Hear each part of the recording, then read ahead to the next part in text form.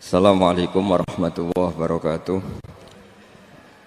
Bismillahirrahmanirrahim. Nahmaduka ya ghafuru ya syakuru. Mashalli wa sallim barik ala sayyidina maulana Muhammadin wa ala alihi wa sahbihi asma'in. Nama ba'du. Perlu saya sampaikan, sanad ini harus muttasil. Sehingga kita tahu bahkan cara tidur Rasulullah itu miring kemana, ala jambil aiman, kemudian madhab kiblat. Sebelum tidur beliau wudu. Sebelum tidur lagi baca subhanallah 33 kali, alhamdulillah 33 kali, Allahu akbar 33 kali. Sebetulnya wiridan itu sanad paling kuat itu tentang mau tidur. Meskipun ada riwayat dibaca setelah apa? Sholat. Jadi makanya kita al-jam'u baina riwayaten, habis sholat ya baca itu, mau tidur ya baca itu. Nah, sebetulnya habis sholat sama mau tidur itu ngeri mau tidur. Karena ini kan pemanasan mati. Pelatihan mati, karena satu kondisi yang Anda sudah tidak bisa ikhtiar. Tapi kayak apa Rasulullah? Justru kita kondisi yang nggak bisa ikhtiar itu pesannya Nabi apa? Kamu baca ini, in mutta kata Nabi, ada yang baca in mitta. Kalau mau berpikir potensi paling ngeri, bahaya paling ngeri adalah orang mau tidur, karena di situ kita tidak bisa apa-apa. Cara musuhmu mangkel beku ya karek nyembelih, cara bojomu mangkel beku ya karek ngobong kok ini TV ini. Anda usah merasa tidak akan mengalami itu, ya insya Allah enggak itu. Tapi dengan melihat di TV semua potensi itu ada. Untuk aku turun yang kendaraan tangis-tangisnya akhirat. Kita kok Gusti kalau mau akhirat mau kecelakaan. Nah, justru mau tidur itu Nabi itu unik, kelihatan bahwa ada nubuah, ada kenabian yang luar biasa. Kalau mau tidur ada nubuah, ada kenabian yang luar biasa. Kalau mau tidur itu ada wiridannya. Saya termasuk orang yang fanatik baca wiridan sebelum tidur. Jadi jangan kira kalau Selasa sholat jarang wiridan, tidak punya wiridan di tempat lain, itu sangat suudzon yang menyakiti. Saya punya cara sendiri untuk ingat Allah itu, terutama mau tidur. Sampai istri saya itu protes. Gus nak bersolat tahu mau nyekel tasbih habis tidur. Saya punya tasbih lupa jumlahnya semuanya di kamar tidur. Ini sekaligus ijazah entah pamer kebaikan tidak tahu saya. Pokoknya sudahlah husnudzon saja. Suudzonu iblis. Karena mau tidur saya pikir kalau tahu-tahu saya bangun terus ketemu mungkar nakir terus kayak apa. Sehingga Rasulullah itu ngajari kita luar biasa. Bismika wa du'tu jambi wa bismika arfa'u. Kalau mau tidur doa apa populernya apa? Bismika Allahumma ahya bismika amun. Hafalnya gitu tok. Saya hafal banyak. Allahumma rabbas samawati sab'i wa rabbal arsyil azim rabbuna wa rabbu kulli syai' falikal habbi wan nawa. Allahumma antal awalu falaysa qablaka syai' wa antal akhiru falaysa ba'daka syai' wa antal dhahiru falaysa fawqaka syai' wa antal batinu falaysa dunaka. So, itu tak baca sampai tidur. Saking kadang takutnya sama Allah, akhirnya nggak bisa tidur. Kadang sampai 3:30 apa terus tidur baru setengah jam terus subuh. Jadi kalau melihat tren itu kayaknya saya bakat wali itu kalau trennya seperti itu terus. Tapi sayangnya tren seperti itu jarang makanya terus tidak jadi wali-wali gitu. Tapi saya ingatkan ke jenengan, sanad-sanad seperti ini tuh yang mungkin Anda lupa. Anda hanya ingat sanad misalnya ya Mu'ad, inni uhibbuka faqul dubura kulli sholatin atau fala tad'anna dubura kulli sholatin Allahumma inni ala dzikrika wa syukrika. Kamu lupa bahwa saat paling krusial dalam hidup Anda itu tidur. Sehingga disebut wa min ayatihi manamukum bil-laili wan. Itu dari segi krusial gawat darurat, setiap saat Anda bisa mati. Belum urgensinya tidur untuk melawan maksiat. Itu kalau kamu hidup di kota Demak atau kota Semarang, bener kepikiran niklap atau wong ayu-ayu seneng terminal ning ngene dalan-dalan, itu satu-satunya cara itu hanya tidur. Kowe nak melek tetap jelalatan tak jamin. Masuk ning ngarep masjid Demak nggo tasbih gede-gede. Pangeran bedelok wong liwat tuh eling barokahnya usul fikih adalah kita belajar dulu. Saya pernah musyawarah sama Gus Zufur tentang usul fikih. Usul fikih itu ada makalah, mubah itu tidak ada. Sebagian ulama berpendapat mubah itu tidak ada.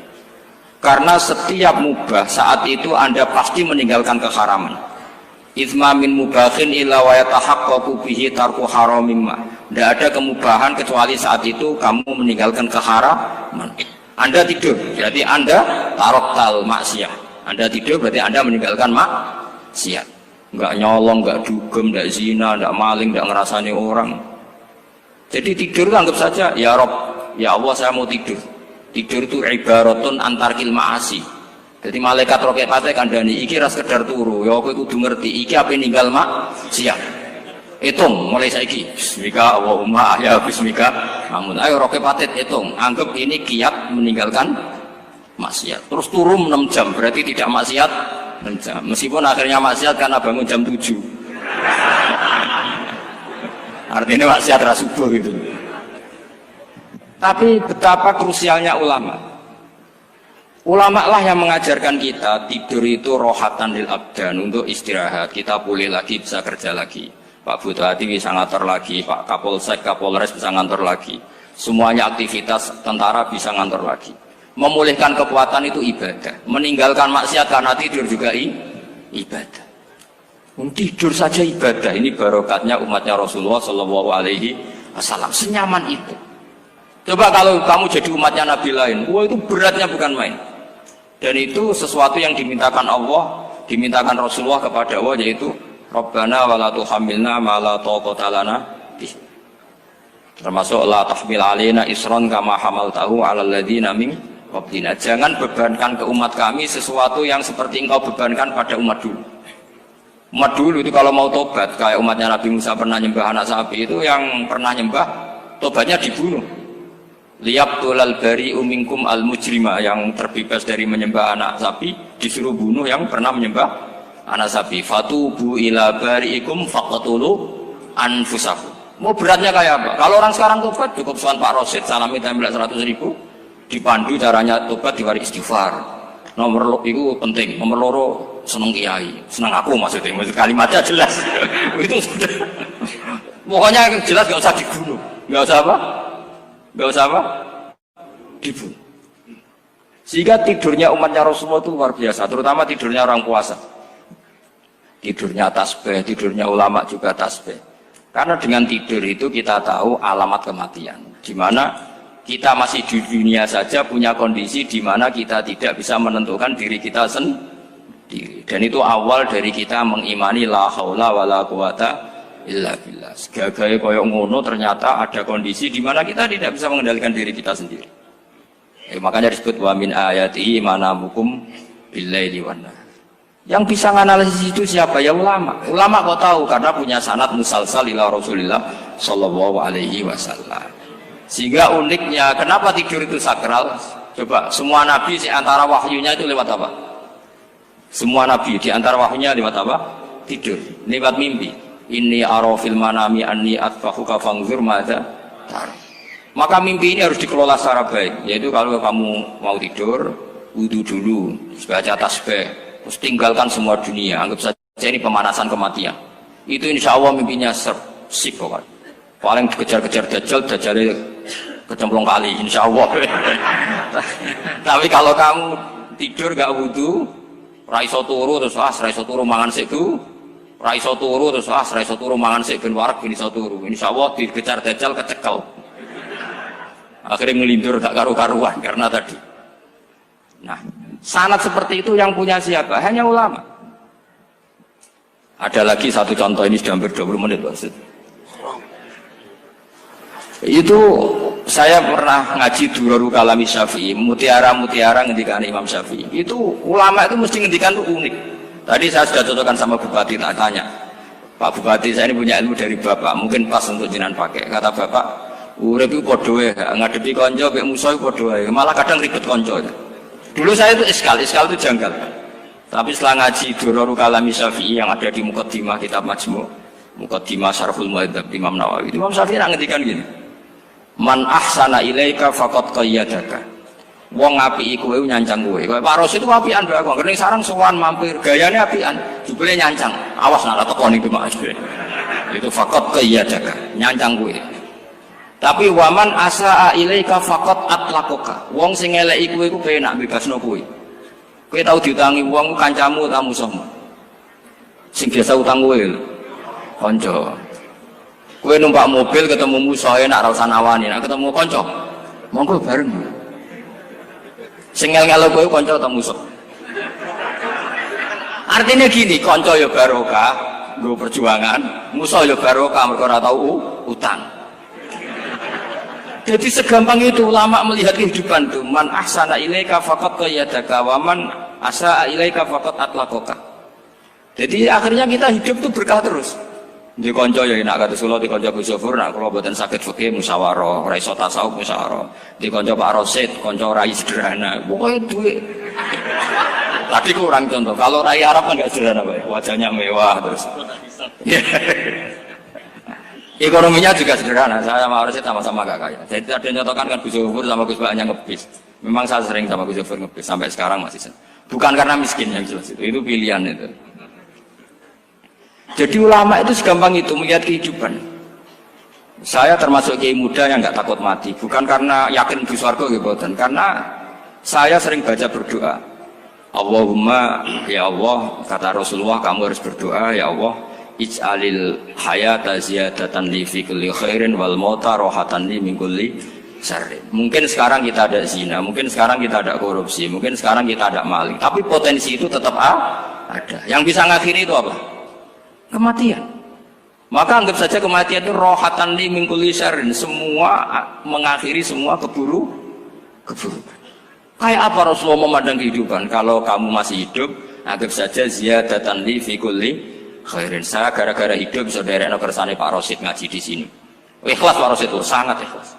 Saudaranya senior kula dipaksa nggih gelem, diintimidasi nggih gelem. Wah itu barokah. Nanti setelah saya mau mati, saya juga akan ridho-ridho saja. Ya Allah, ini akhir dari segala potensi keburukan saya. Sehingga kiai NU, kiai alim, ada bajingan, tukang ngemel wong kok mati. Saya gitu Pak, niki saya gitu. Tanggane orang sing gelem muni saya. Kiai ini maksud, ayo Pak, muni saya Pak. Buatan saya ini tempuh, lan saya pun mati, pun buatan sakit nakal nih. Ya jenenge rohatan li min kulli syarrin. Kalau mayit ya rohatan lahu min kulli syarrin. Kayak apa sanad kita ke Rasulullah, kabeh itu dimana jadi ibadah. Al hayat ziyadah fi kulli khairin, al maut rohatan min kulli syarrin. Kenal Pak Rosid ya ibadah, apalagi kenal Gus Yofur ibadah, kenal bupati ibadah, konco perjuangan. Kok kenal preman ya ibadah, konco latihan dakwah, anggapnya latihan ngolah rehab. Kenal polisi ibadah, jaga stabilitas nasional, kenal ABRI ibadah, jaga NKRI. Kenal orang nakal ibadah, dianggap pembina. Semua itu ibadah. Kayak apa ajaran agama ini? Semuanya baik-baik saja, tergantung niat. Tapi sanad ini siapa yang punya? Hanya ulama. Nah ulama itu siapa? Ya orang yang kamu ketemu. Dalam konteks ini Mbah Mun ngajari kita macam-macam. Mbah Mun ketemu orang siapa saja hormat. Saya kemarin bikin makalah untuk beliau, termasuk saya cerita dari riwayat Rasul akli ba'dal iman billah at-tawaddud ilan nas wastina'ul ma'ruf ila kulli barrin wa fajirin.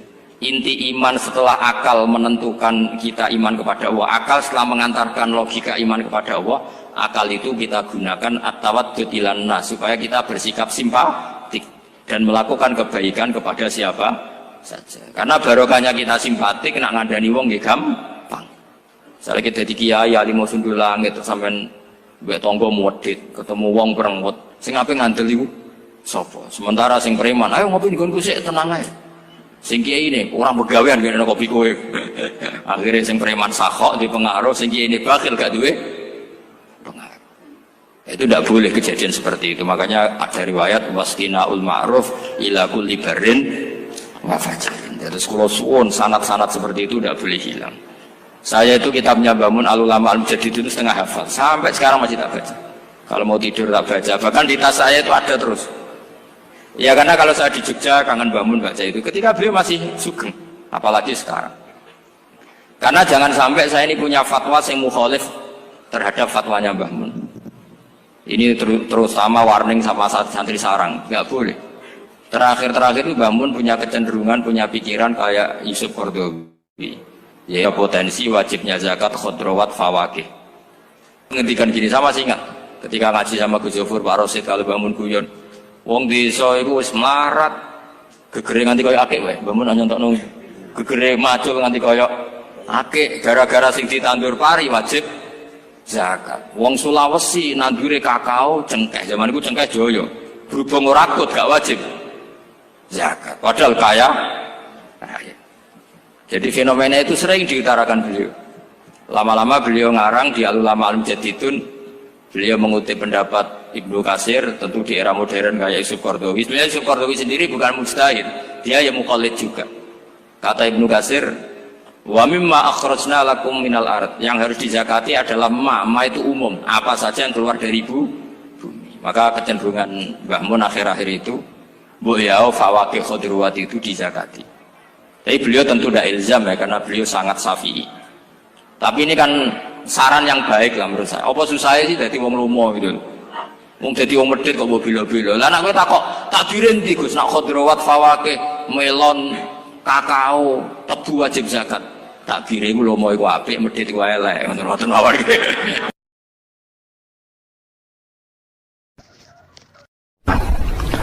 Ada nikmat batinah, yaitu kepuasan mendapatkan ma'rifatullah. Aku ulang lagi, kepuasan mendapatkan apa? Ma'rifatullah. Itu nikmat batin. Baik yang terkait Allah maupun terkait logika-logika tasawuf. Terkait Allah misalnya gini, misalnya kula mikirnya. Kula nu bolak-balik matur niki, berkali-kali di tempat ngaji ini. Kim-ki jenane eling, mboten gadah masalah ingatan ini eling-eling. Eling-eling tenan. Wong nak soleh, ya soleh, soleh. Cek soleh mulai cilik, cek soleh dadakan ke husnul khotimah. Pokoknya apa? Soleh. Niku nak mati, niku bumi ku nangis. Nangisnya bumi ku kekurangan utawi kalong wong sing sujud ning ndekne. Ya Allah Gusti, biasanya wonten tiyang niku sujud teng nggen kula, dia berperilaku baik teng nggen kula, sakniki tiyang niku mun jenengan ambil, nangis bumi. Saniki sing urip arek bedua-bedua, damel narkoba, damel ngefly, damel macam-macam lah. Itu nangis bumi. Langit semeneng. Gusti matur nuwun Gusti, orang itu saya tunggu lama, sekarang sudah engkau angkat ke tempat kami. Maksudnya diangkat teng langit. Sing bumi nangis, sing langit apa? Seneng. Nah kemudian kita berpikir begini, bumi kok iso nangis ku piye? Nah itu terserah sampai apa termasuk ulama zahir apa termasuk ulama batin. Kalau ulama zahir mengatakan bumi nangis itu mau kinayatun anil husni, pokoknya pantasnya bumi itu susah, wong kelangan putra terbaiknya. Tapi nak cara ulama-ulama hakikat yang mengenali sekali betapa kudrohnya Allah, betapa kudrohnya Allah itu tidak terbatas. Itu yang meyakini bumi nangis itu nangis tenan. Misalnya ngaten kalau tak terang malih ya. Kowe bayangno dadi Nabi Adam, ngrungokno kowe. Kowe bayangno dadi Nabi Adam. Nabi Adam tenan maksudnya. Terus Nabi Adam orang pertama, dia tahu betul kalau dia dicipta dari bumi. Dan dia pula tahu betul, beliau tahu kalau dia bisa ngomong, bisa mikir, bisa macam-macam. Terus indukannya beliau itu bumi. Mesti pikiran Nabi Adam, jangan-jangan bumi ini juga bisa berpikir kayak saya. Ini kan materi saya, karena saya dari bumi ini bisa ngomong, bisa melihat macam-macam. Terus bedanya apa manusia mbek napa? Umpama kowe dadi nabi napa? Adam. Orang yang dekat sekali, qoribu ahdin, dekat sekali dengan kesaksian kudroh Allah. Gini ku dekne roh nak materine ke bumi, dan dia orang pertama yang urung lali kamane. Tapi ketika sudah ribuan orang, mungkin jutaan orang lali, seakan-akan bumi itu tidak jenis dari kita. Bumi adalah hal yang berbeda dengan kita. Kita manusia berakal, bumi itu benda mati. Terus kowe katut wong goblok-goblok, bumi itu benda mati. Sajane ya rada kriminal wong Islam muni bumi itu benda mati. Enggak bisa berpikir, yang bisa berpikir hanya manusia. Itu kengawuran-kengawuran yang kita ciptakan sendiri, kita wariskan turun-temurun. Umpama kowe iku dadi ulama, ngomong ngono iku isin. Bumi nggak nyekseni kue sujud, banyu nyekseni mbok pangan, mbok ombe kanggo sujud. Semua itu bersaksi tentang kita. Ya, karena sama tangklet kulo, cara melogika gimana? Begini, tawari cara gampang-gampangan ya. Tawarai tauhid sing kasyaf. Tauhid ini yang dawe Sayyidina Ali lau kusifal khoto umastatu yakinan. Umpama somben tutup-tutup iku dibuka, akulah imanku ora tambah mbek pangeran. Karena tren dunia dan akhirat sama. Zaman yang dunia ya Allah ala kulli saing kodin, kok zaman yang akhirat ya Allah ala kulli saing. Cara Sayyidina Ali, somben aku sematilah imanku ora tambah meskipun aku ora swarga neraka.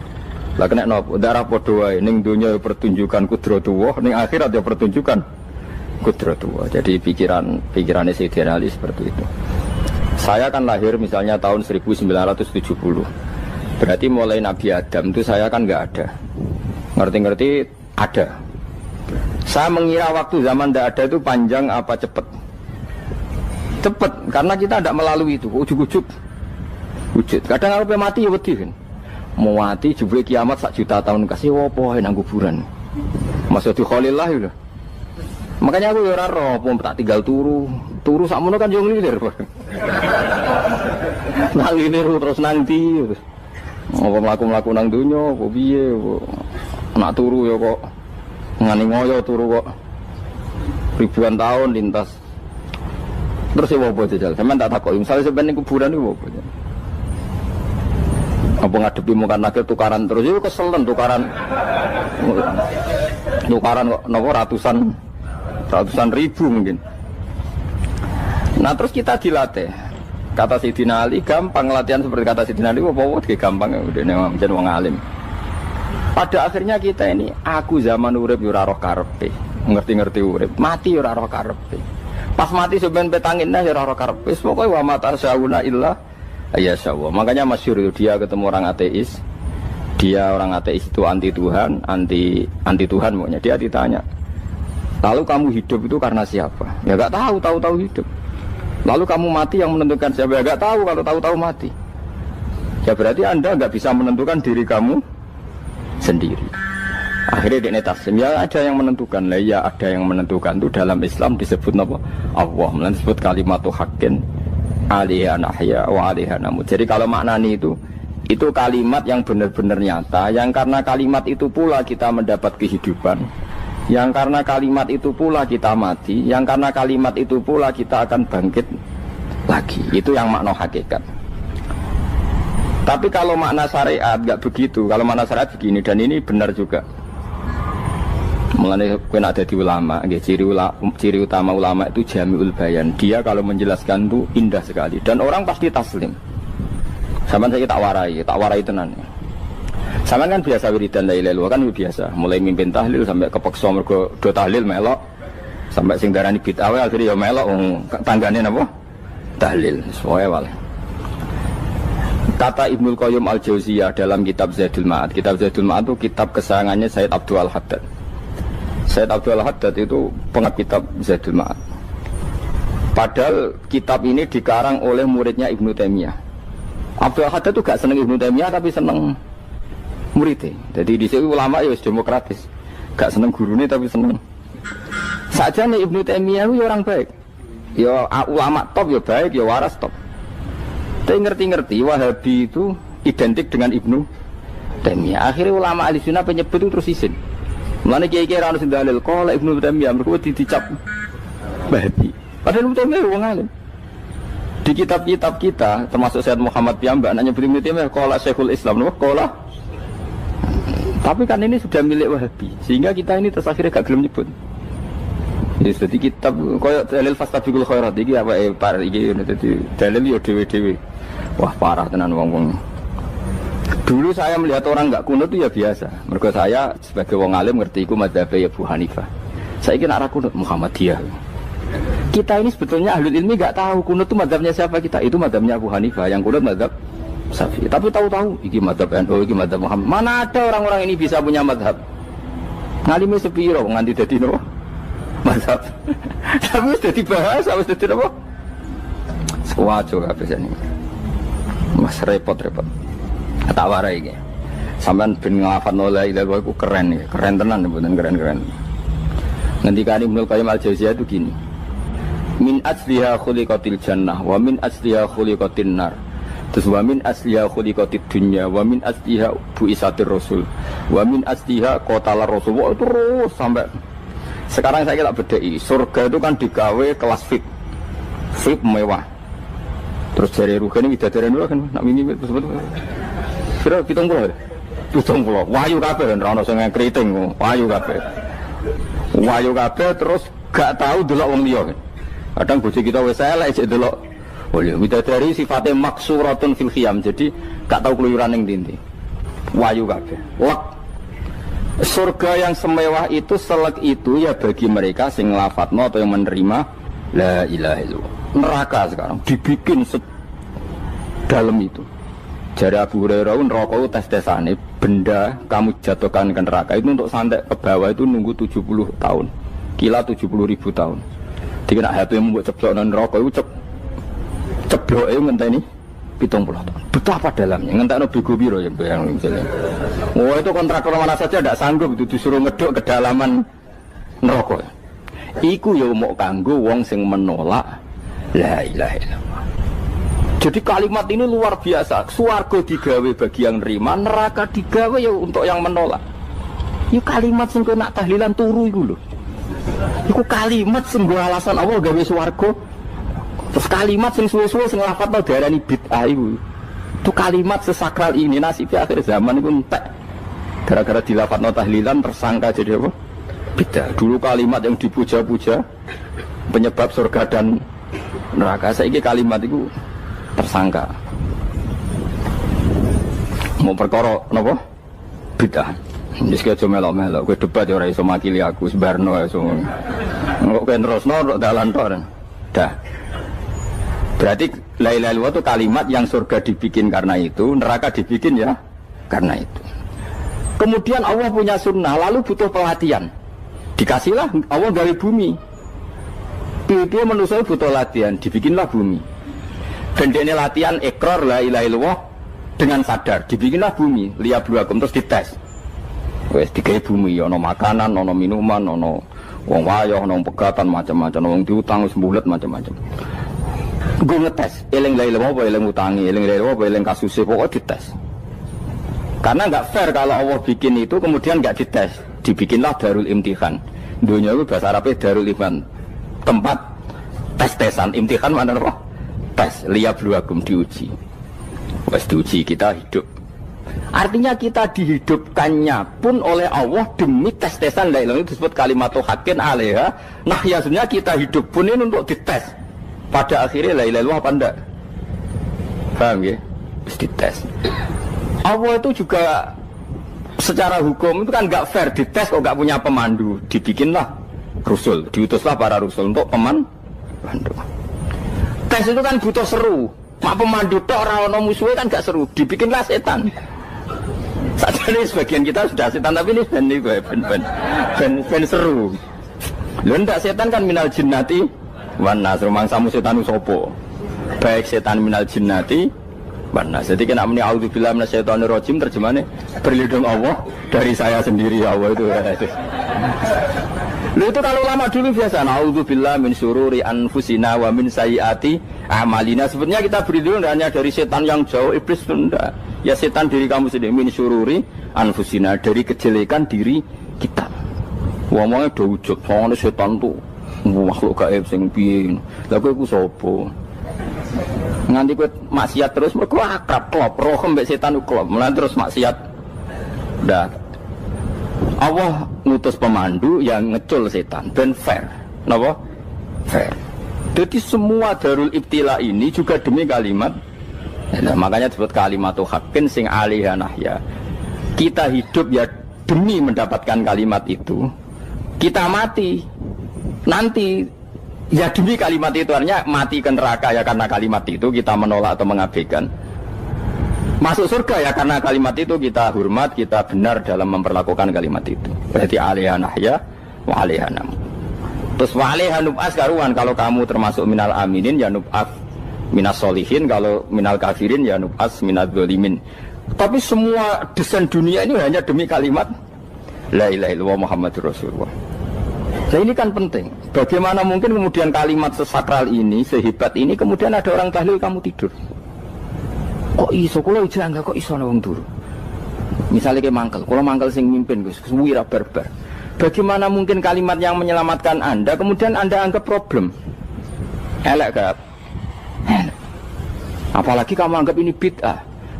Nak cara kula oke lah, ndongakno mayit itu gak ono tuntunan Nabi. Tahlilan gak ono tuntunan. Tapi wis muni tok kono tok. Artinya menduk kono tok ora usah nyerang kalimah, enak kalimah tetap kalimah thayyibah. Soal kowe ora seneng sing tahlil, mergo tiga profesi lah iku wonge wae gedhinge aja geman. Ya saya misalnya, saya kadang enggak cocok sama mubalek karena kadang profesi. Tapi saya tidak pernah anti pengajian bagaimanapun itu membawa syiar Islam.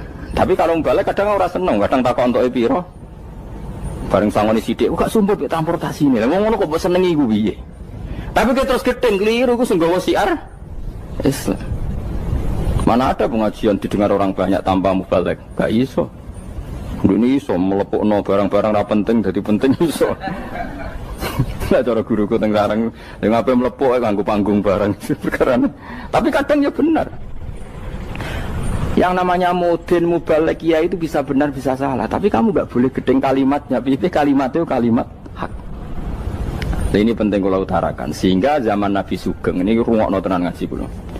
Zaman Nabi Sugeng ada sahabat namanya itu Usamah bin Zaid. Ini sahabat kesayangannya Nabi, hibbu Rasulillah. Usamah itu diutus Nabi perang. Ini dengerin nih, diutus perang.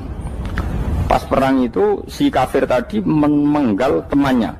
Ada yang tangannya putus, kakinya putus. Wah, seorang kafir ini sudah luar biasa. Bacok sana, bacok sini. Ketika terdesak oleh pasukan Usamah, kebetulan Usamah ini cakap ya, sama beberapa temannya orang Ansor. Orang kafir yang sudah kotoa arjulana wa kotoa aidiana, dia pas terdesak bilang la ilaha illallah. Terus sama Usamah tetap ditusuk, dibunuh karena dia berpikir ini qolaha muta'awwidzan, dia melafadzkan kalimat itu hanya berlindung dari pembunuhan. Setelah dilaporkan Nabi itu marah besar. Nabi ngendikan kaifa anta ya Usamah bila ilaha illallah idza ja'at bika yaumil qiyamah. Kowe nak ditakoki la ilaha illallah ku piye? Piye wis ngomong la ilaha illallah, tapi sampai ngomong ngoten sakwise ngethoki tangan kula, maksud tangan kula tangan kelompok saya, tiga-tiga saya. Nabi tetap jawab kaifa bila ilaha illallah idza ja'at bika yaumil qiyamah. Pokoknya Nabi menyoal terus.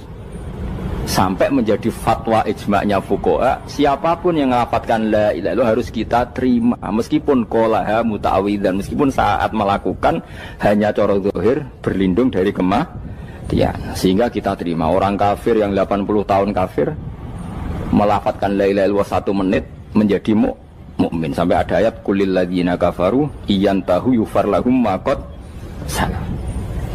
Ini kalimat yang sakral, bahkan kafir yang 80 tahun saja menjadi mukmin hanya karena melafadzkan la ilaha.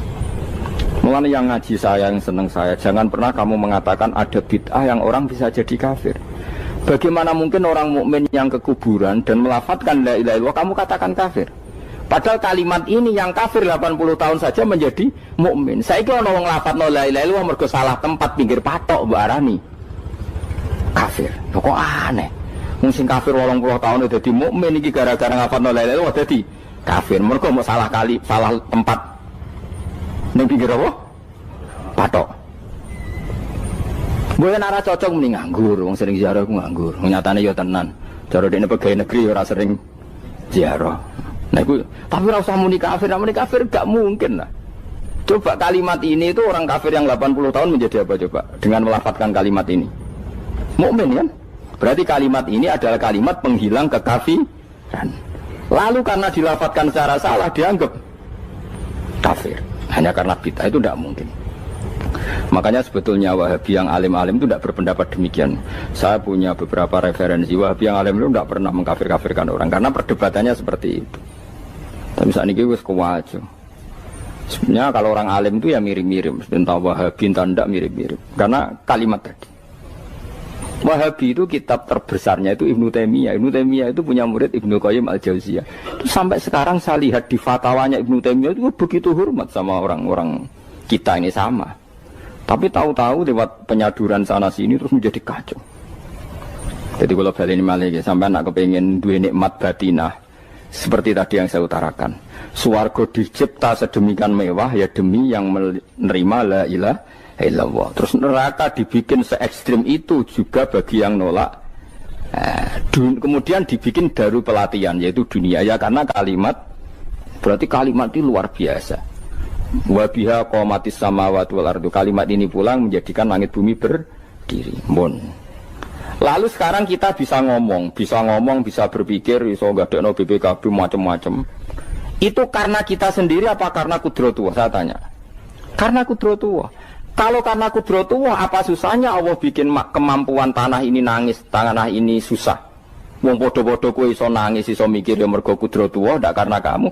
Harusnya ya sama, bumi-bumi ini bisa menangis juga karena kudratullah. Makanya bumi ini menangis ketika enggak ada orang yang sujud. Iku ya mungkin. Wong zaman kowe iso nangis ya krana kudratullah, mestine bumi yang kamu katakan benda mati, hakikatnya dengan kudratullah juga sama dengan kita. Mulane tenggene kitab Al-Husnul Hamidiyah, kula ngrasa utang tenan mbek kitab niku. Dulu saya ngaji 2 tahun kitab Al-Husn. Kitabnya kecil tapi saya ngaji itu 2 tahun. Berkali-kali saya ulang. Itu beliau cerita gini. Dia yang ngarang itu orang alim, kebetulan dia orang India. Memang kelebihannya kitab dikarang orang Arab itu luweh bulet. Wong Arab kan semuanya Islam, karangannya itu standar. Ini dikarang orang India. Di Tonggo Blodor, di masjidnya, dikarang ulama yang masyarakatnya itu udah karu-karuan. Dia cerita itu gini, manusia itu punya satu kebodohan, di mana kebodohan itu disebabkan oleh Robtul Asbab Al-Adiyah, mengkaitkan sebab sing biasa-biasa. Misalnya gini, sama saya kita omongi, misalnya ada orang bilang gini, batu ini nanti itu menjadi ayam. Orang bilang mukhal apa enggak? Enggak, jawab saja. Mukhal. Kenapa bilang mukhal? Karena dikira enggak bisa kan? Enggak, jawab saja. Jawab satu-satu. Batu ini menjadi ayam. Kamu jawab mukhal. Alasannya apa? Alasannya enggak mungkin terjadi, apa kamu enggak bisa? Sebetulnya karena kamu udah bisa. Udah. Lau ukhbiro dzakar rajul. Andai kan orang itu kamu kasih tahu, klungsu ini biji asem itu, biji pohon asem itu. Nanti yang kecil ini suatu saat besar. Setelah besar buahnya banyak, tambah besar, tambah besar. Terus orang bilang mungkin. Ketika bilang mungkin itu karena dia bisa, apa hanya karena menyaksikan berkali-kali ada kejadian nak klungsu ditandur, iku iso dadi gede. Coba sama jawab. Karena dia bisa, apa karena hanya menyaksikan itu sering terjadi? Hanya misalnya. Artinya zaman dia mengatakan mungkin, itu pun tidak memberi kontribusi ikut buat. Iya enggak? Tetap bergantung kudrahnya Allah. Dia hanya bilang mungkin karena sering melihat. Sebenarnya dia enggak sama sekali memberi kontribusi. Lah ya darani mungkin ya ora urun. Paham ya? Lalu kenapa dia kecangkeman terus muni wong wis mati dadi lemah gak mungkin dadi manusa meneh. Lho zaman dadi manusa sing wis ngene iki kok mani dene lara melok gawe. Terus muni mungkin mergo sering terjadi, sering roh, sering bersaksi. Berarti sebenarnya manusia itu pakai ukuran dia mampu tidak mampu apa pakai ukuran bersaksi melihat. Bersaksi. Nah, ini kan problem kita sebagai manusia itu problem. Mengenai disebut wakanal insanu zaluman jauh lah wis goblok aja. Mereka manusia itu nak wis goblok aja. Makanya saya kemarin diminta ngisi di pondok kajen. Kalau sampeyan berdebat sama orang ateis atau orang komunis itu gampang saja. Dilatih begini seperti teorinya Quran.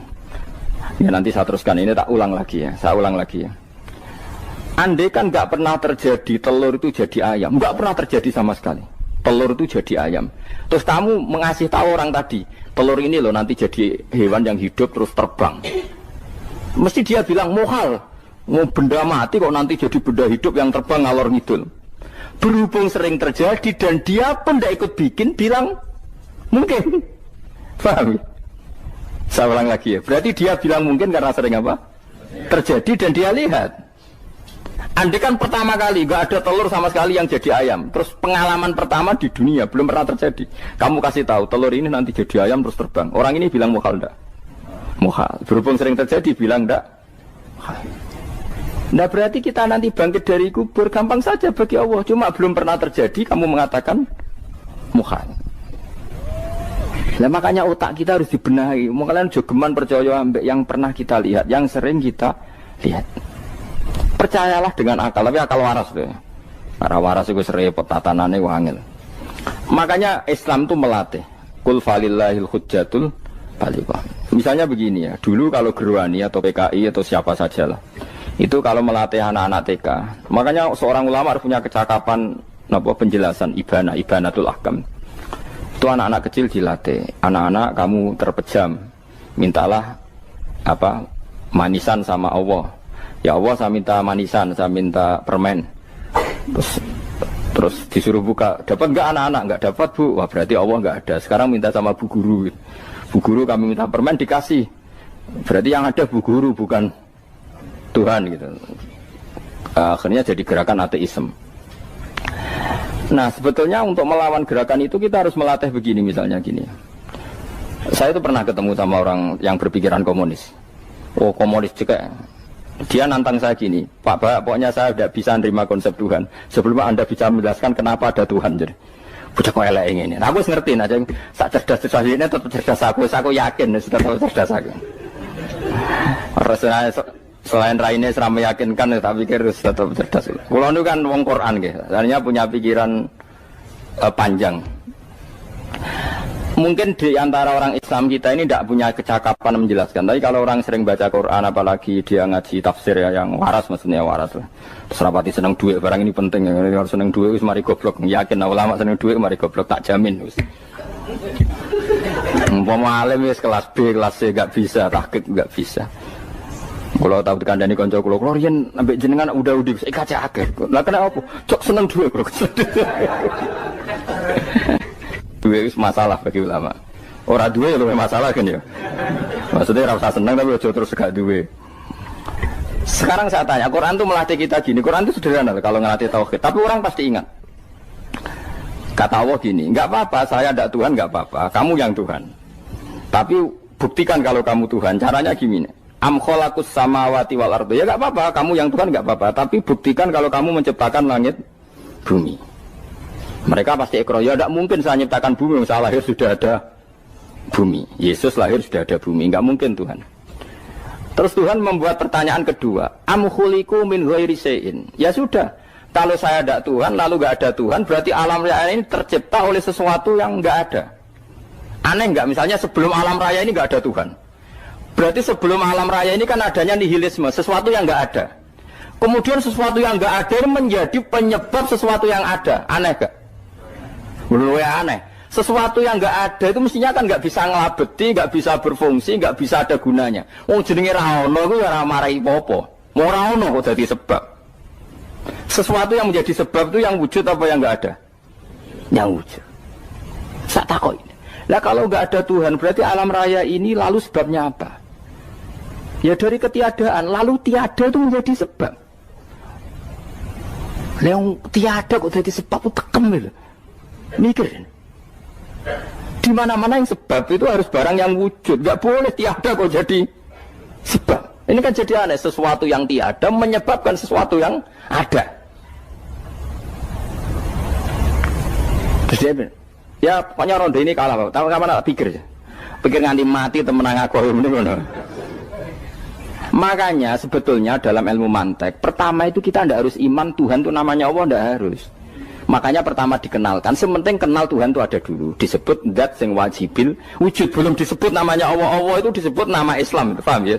Saya ulang lagi, Allah disebut itu nama Islam. Tapi kalau penemuan akal hanya sampai kita ini butuh zat sing wajibil wujud, sing menjadi penyebab semua alam raya ini. Di bahasa Arab disebut musabbibul asbab. Belum menyebut Allah musabbibul asbab. Islam pun pertama Iqra turun ya gak nyebut Allah. Iqra bismi rabbikal ladzi khalaq, khalaqal insana min 'alaq. Iqra wa rabbuka. Tuhan itu siapa? Yang mencipta.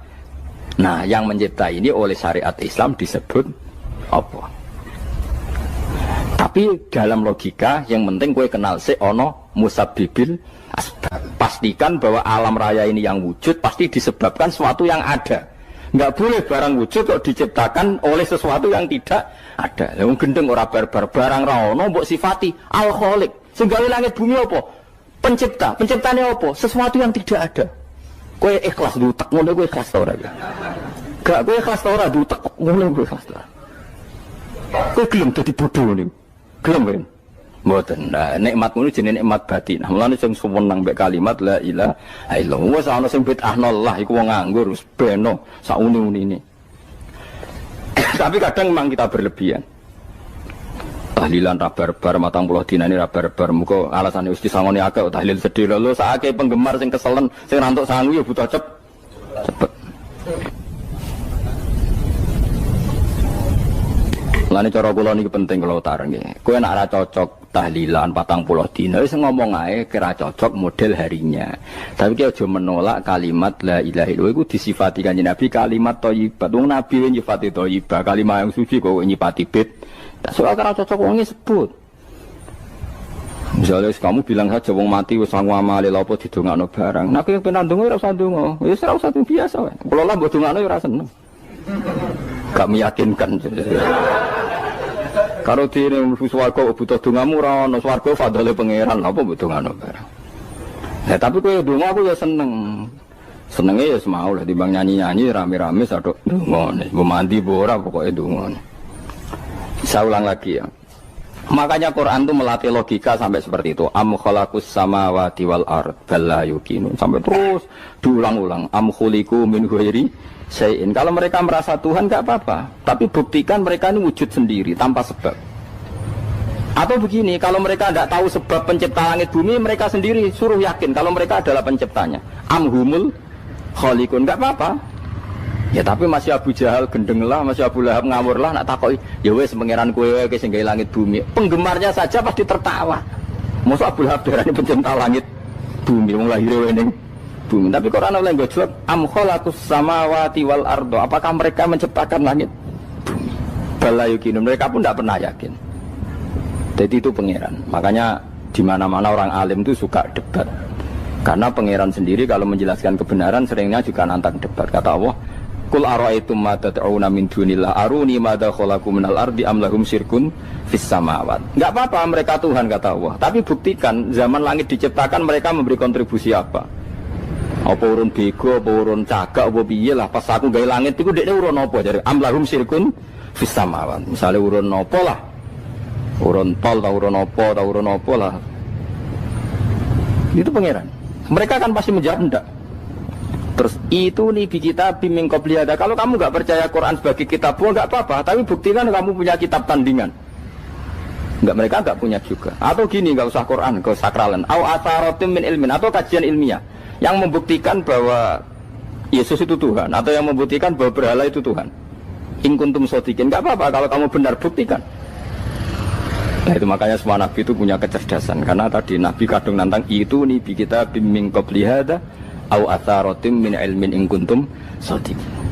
Tapi sekarang orang alim soleh itu jarang. Yang ngono ngerung soleh rapati ngalim, nggere sing alim biasanya rapati soleh. Lah kula termasuk rontok-rontok ya isih rontok soleh ya rontok, tapi lumayan masih menjaga hujjatullah tadi.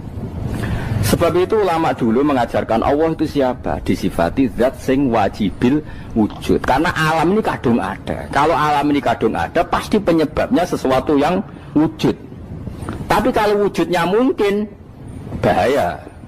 Wong sing gawe wae wujude terima mungkin bisa wujud bisa tidak. Makanya dipermanenkan yang gawe alam ini zat sing wajibil wujud. Sing wujudnya wajib. Wajib itu enggak bisa enggak pasti wujud. Nah, terus kita kenal itu namanya khaliq, itu musabbibil asbab, itu khaliqul asya. Lalu oleh Islam zat yang demikian itu disebut Allah. Terus jadi la ilaha illallah. Nah, orang yang bertauhid gini tentu punya kenikmatan batin yang luar biasa. Sehingga saya bayangkan nanti mati yang ngono biasa wae kan. Gusti zaman kula teng donya ora melok ngatur oksigen, ngatur nyawa, apa mati ndak ra ngoten. Mulai dari Sidin Ali, jenengan jenengan nak mati tambah pinter apa biasa? Ya biasa wae. Ning bumi yo ndelok kudrohe Allah, kok ning akhirat ndak ra padha wae ndelok kudrohe Allah. Mulane beliau masyhur guyonan beliau lauku sifal ghata mastatu yakinan. So ben aku nek mukasafah ning akhirat imanku yo ora tambah ya biasa wae, standar-standar wae. Maksudnya kue ning dunia ujung-ujungnya paling pokok ya menyaksikan kudratullah. Sebenarnya akhirat ujung-ujungnya paling pokok ya delok kudratullah. Ning dunia saiki Allah ya matlubi sing kita cari. Sebenarnya akhirat ya Allah matlubi. Paham ya? Artinya hukum dunia dan akhirat itu sama. Kita di dunia golek ridhanya Allah, ning akhirat ya golek napa? Ridhanya Allah. Lah soal kecil itu, tapi ning akhirat kan masalah pun rokok masalah, itu utang ditagih yo. Masalah, kere suwi bro, masalah. Ya biasa, jenis makhluk anane masalah. Sekarang oleh di masalah pangeran jodohe masalah, biasa wae. Terus niki kalau mulai saking penjelasan gitu, kias Ali itu analogi kias, gitu. Analog terus tenggene ilmu usul fikih itu ada kias itu kan kias aulawi dari bawah dikiaskan ke yang lebih apa? Atas. Ada kias setara, namanya kias musawah, setara. Ada kias fahwal khitab, maknanya ya orang pasti sadar kalau maknanya seperti itu. Sampean saya kira beda, jawab mau biasa mau. Kudu ya pantes, pinter ya pantes jawab. Kalau bolak-balik ngaji menerangkan. Kita ini hidup itu menjadi tahu apa malah menjadi tidak tahu gara-gara hidup. Nah, aku mari ke goblok sih, ora oleh. Gara-gara hidup menjadi tahu. Yo, ora sing bener gara-gara hidup menjadi tidak tahu. Kowe goblok itu sebab apa? Sebab tahu apa sebab tidak tahu? Wes gak polling gak apa-apa. Ayo 02 sik pira sebab tahu. Ini yang syukuran. Tahu. Hidup itu menjadi tahu menjadi tidak tahu. Menjadi tidak tahu. Oke, Mas. 01 ya. Oh. Menjadi tahu. Nah, hen tengah-tengah. Wong loro padha ora jelas ya, cara kowe. Ndak tahu. Berarti menang 0 piro. Biasa. Tawari ilmu hakikat ya. Jadi awal syaratnya jadi wali. Meskipun jadi wali ku yo angel tapi tak warai mukadimah napa. Jadi nak bar iki urung wali cek apa? Mukadimah. Nah, sekarang misalnya gini, saya mau minum teh. Jadi saya melihat teh. Terus saya minum teh. Karena saya fokus minum teh terus anak saya main di sekeliling saya, anak saya kecil misalnya. Terus jatuh. Saya ini dianggap bodoh kan? Bodoh kan? Gara-gara mau minum teh fokus saja membiarkan anak jatuh. Yang andai kan saya tidak fokus minum teh, mungkin anak saya terkontrol. Terus ngerti ada cilik kan potensi apa? Begitu juga dunia. Gara-gara kita delok babunan ayu-ayu, delok gemerlapi dunia politik, delok hal-hal yang enggak penting, akhirnya melupakan hal yang penting. Sekarang misalnya Allah itu Ar-Razzaq, pemberi rizki, Allah itu Al-Mudabbir sing ngatur dunia. Gara-gara Fauzi terus meyakini satu makhluk apa yang nyelametno Indonesia. Ini kan dari iman kepada Allah menjadi iman kepada itu tidak boleh sih. Iman ya mbek pangeran. Jadi dunia itu biasa wae. Oh, nomor itu kok iso nentokno. Cuma ya tetap berorganisasi secara duniawi, tapi tetap sih menentukan. Iki rungokno tenan awas.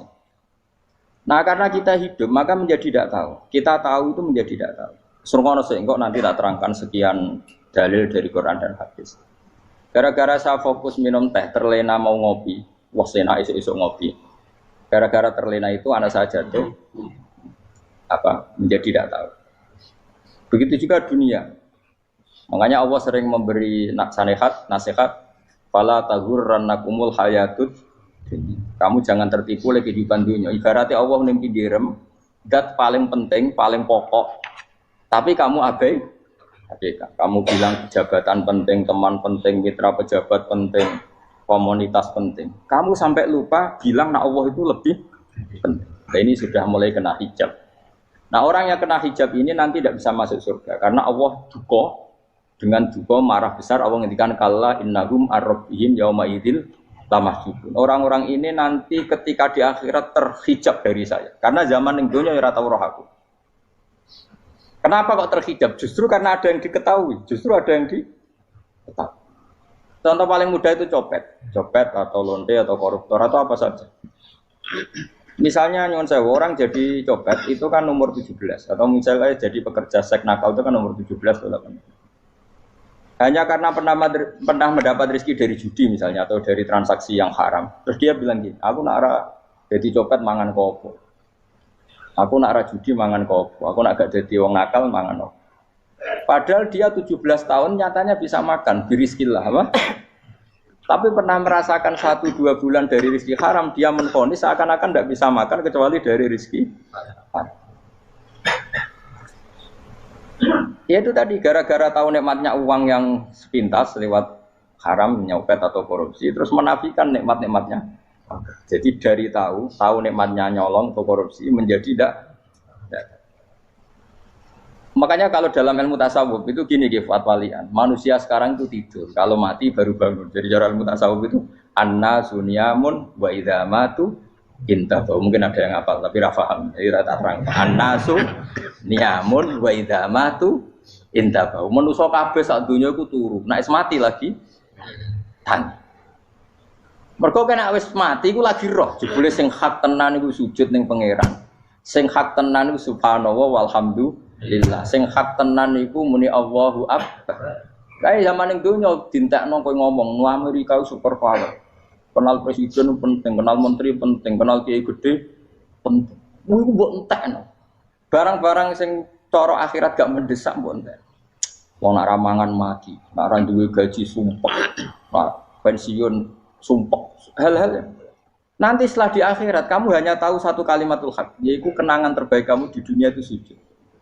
Jika kamu getun ketika hidup tidak pernah sujud. Makanya kata Rasulullah, nanti kamu tahu ketika di akhirat hatta takuna sajdatul wahidatu khairan minad dunya wa ma fiha. Sehingga kamu nanti tahu bahwa sujud satu kali itu lebih baik ketimbang dunia dan sisi.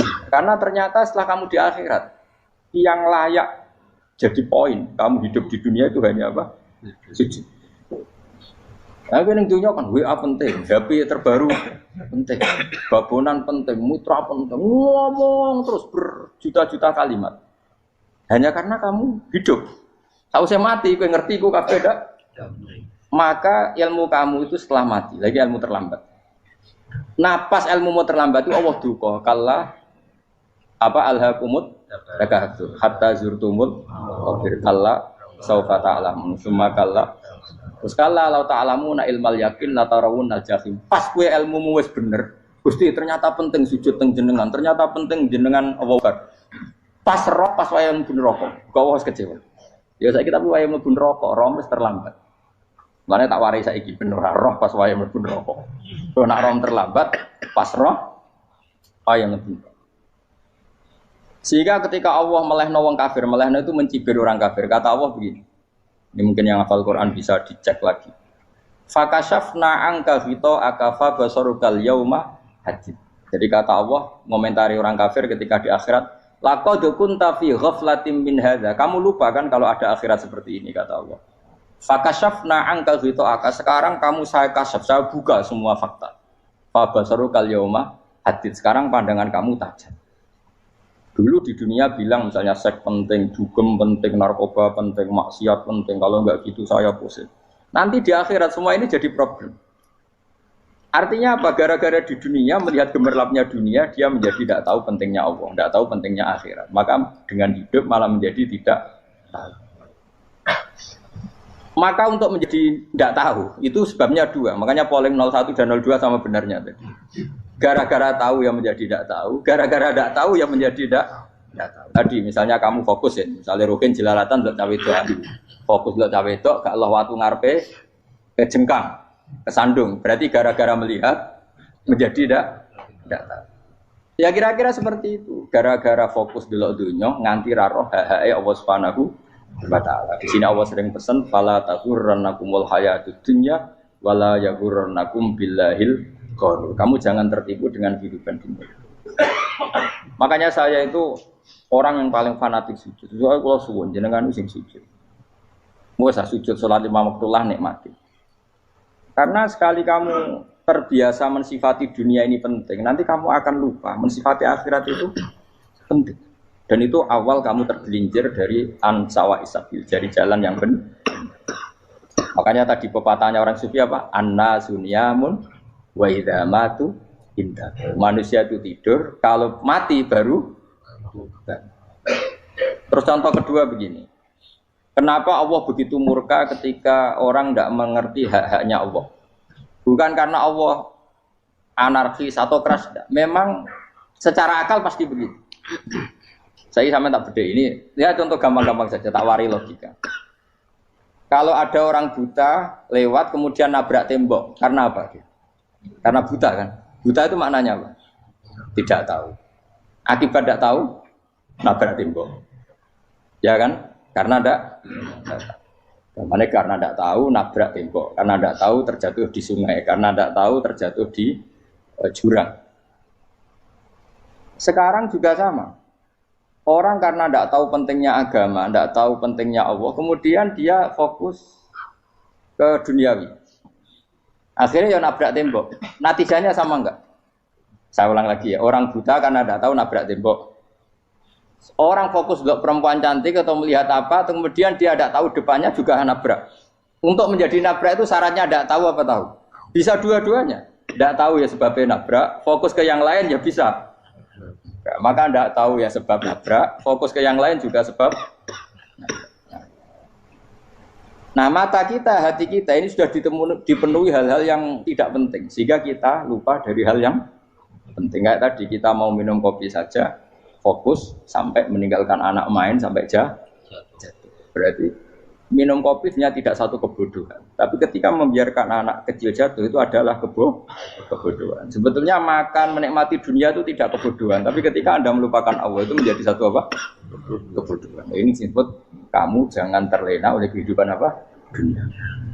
Nah, kenapa terlena? Yuk kakean delok.